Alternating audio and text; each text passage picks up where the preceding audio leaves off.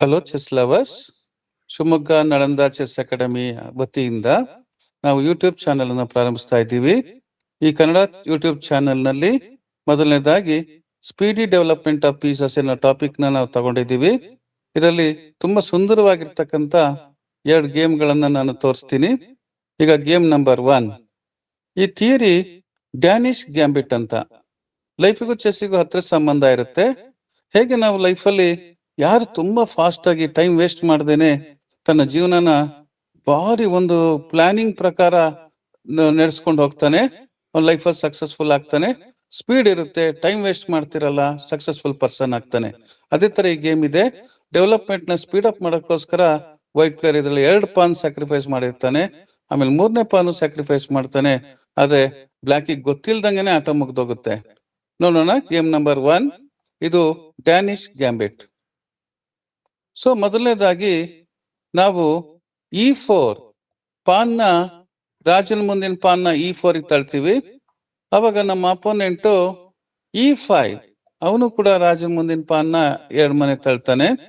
ಈಗ ನೋಡಿ, ನಾವೇನ್ ಅನ್ಕೊಂತೀವಿ, ಈಗ ಮೋಸ್ಟ್ಲಿ ನೈಟ್ ಬರ್ಬೋದು ಅಂತ ಅನ್ಕೊಂಡಿರ್ತೀವಲ್ಲ, ಹಂಗಾಗಲ್ಲ. ಈ ಗೇಮ್ ಅಲ್ಲಿ D2 ಪಾನ್ D4 ಅಂತ ಪಾನ್ನ ಕೊಡ್ತಾನೆ.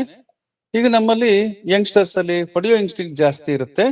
ಬ್ಲಾಕ್ ಅವರು E into D4 ಅಂತ ಹೊಡೆದ್ರು, ಇವ್ರು ಬಿಡಲ್ಲ. ಈಗ ಮತ್ತೆ C2 ಪಾನ್ C3 ಅಂತ ಇನ್ನೊಂದು ಪಾನ್ ಕೊಟ್ರು. ಅವಾಗ ಬ್ಲಾಕ್ ಅವರು D into C3 ಅಂತ ಮತ್ತೆ ಅದನ್ನ ಹೊಡೆದ್ರು. ಈಗ ವೈಟ್ ಅವರು ಬಿಷಪ್ C4 ನೋಡಿ, ಇನ್ನೊಂದು ಪಾನ್ B2 ಪಾನ್ ಕೂಡ ಕೊಟ್ಟಿದ್ದಾನೆ, C into B2. ಅವಾಗ ವೈಟ್ ಅವರು bishop into B2.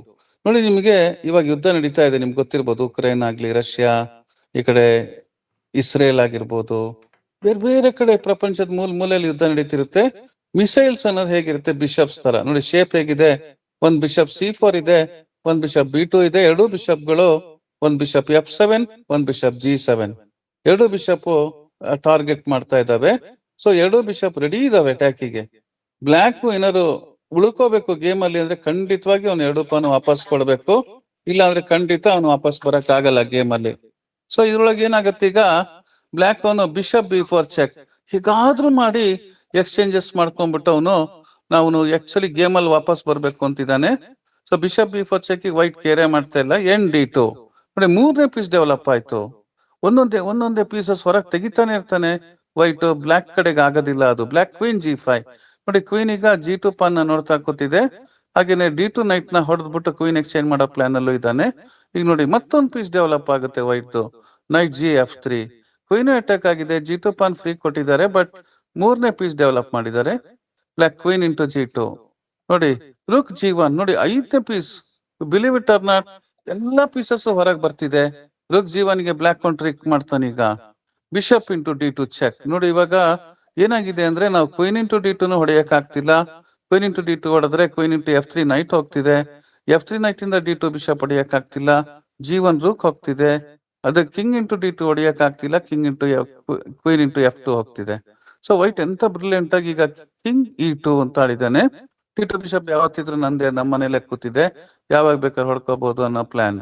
So king E2 ಇವನು ಕ್ವೀನ್ H3 ತಪ್ಸ್ಕೊಳ್ಳೇಬೇಕು. ಈಗ ಕ್ವೀನ್ into D2 ಆ ಬಿಷಪ್ ನ ವಾಪಸ್ ತಗೊಂಡ. ನೋಡಿ, ಎಲ್ಲಾ ಪೀಸು ಆಕ್ಟಿವೇಟ್ ಆಗಿರುವಂತ ಪೊಸಿಷನ್ ಇದು. At the cost of 3 Pond's, maximum 3 Pond's. ನೋಡಿ, ಈಗ G7 ಪಾನ್ ಹೋಗ್ತಿದೆ. ಬ್ಲಾಕ್ ನೋಡಿ, B2 ಬಿಷಪ್ G7 ಪಾನ್ ಹೊಡೆದ್ರೆ H8 ಹೊರಗೆ ಬರಲ್ಲ, ಹೌದು ಹಂಗೇನೆ ಹೋಗುತ್ತೆ. ಸೊ ಬ್ಲಾಕ್ ನೈಟ್ F6 ಹಾಕಿ ಪಾನ್ ನ ಬ್ಲಾಕ್ ಮಾಡ್ದ. ನೋಡಿ, ಬ್ರಿಲಿಯಂಟ್ ಮೂವ್. ಈಗ ಬಿಷಪ್ into F7 ಚೆಕ್, ಇದು ಡೆಕಾಯಿಂಗ್ ಸ್ಯಾಕ್ರಿಫೈಸ್. ಬಿಷಪ್ ನ ಫ್ರೀ ಕೊಟ್ಟಿದ್ದಾರೆ.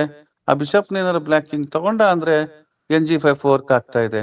ಸೊ ಇದು ತಗೊಳಕ್ ಆಗಲ್ಲ, ಅದು ಪಾಯ್ಸನ್ ಬಿಷಪ್. ಸೊ ಅವ್ನು ಕಿಂಗ್ D8 ಅಂತ ಹೋದ. ಈಗ ನೋಡಿ, ಈ ಪೊಸಿಷನ್ ರುಕ್ into G7 ಹೇಗಿದೆ ಅಂದ್ರೆ, F6 ನೈಟ್ ಈಗ G7 ಪಾನ್ ಡಿಫೆಂಡರ್, ಅದನ್ನ ಹೊಡೆದಿರೋದ್ರಿಂದ ಬಿಷಪ್ into F6 ನೈಟ್ ಹೊಡೆದು ಚೆಕ್ಮೇಟ್ ಆಗೋ ಚಾನ್ಸ್ ಇದೆ. ಸೊ ಅವ್ನು ಎಸ್ಕೇಪ್ ಆಗ್ಲೇಬೇಕು ಅಲ್ಲಿಂದ. F6 ನೈಟ್ into E4 ಅವನು F6 ಸ್ಕ್ವೇರ್ ನ ಗಾರ್ಡ್ ಮಾಡಿದಾನೆ, ಬಿಷಪ್ ಚೆಕ್ ಕೊಡದೇ ಇದ್ದಂಗೆ. ಈ ಬ್ರಿಲಿಯಂಟ್ ಡಿಫ್ಲೆಕ್ಷನ್ ಇದೆ ನೋಡಿ, ಇನ್ನೊಂದು ಟೆಕ್ನಿಕಲ್ ವರ್ಡ್ ಬಂತಿಲ್ಲಿ, ಡಿಫ್ಲೆಕ್ಷನ್. ಕ್ವೀನ್ G5 ಚೆಕ್ ನೋಡಿ, ಕ್ವೀನ್ ಸ್ಯಾಕ್ರಿಫೈಸ್ ಮಾಡಿದಾರೆ ಇಲ್ಲಿ. It's a brilliant move. Queen G5 check, knight into G5, last move bishop F6 check mate.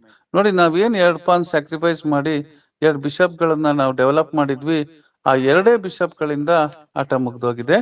ಇದು ಬ್ರಿಲಿಯಂಟ್ ಗೇಮ್. ಇದು ಮೊದಲನೇ example for speedy development of pieces.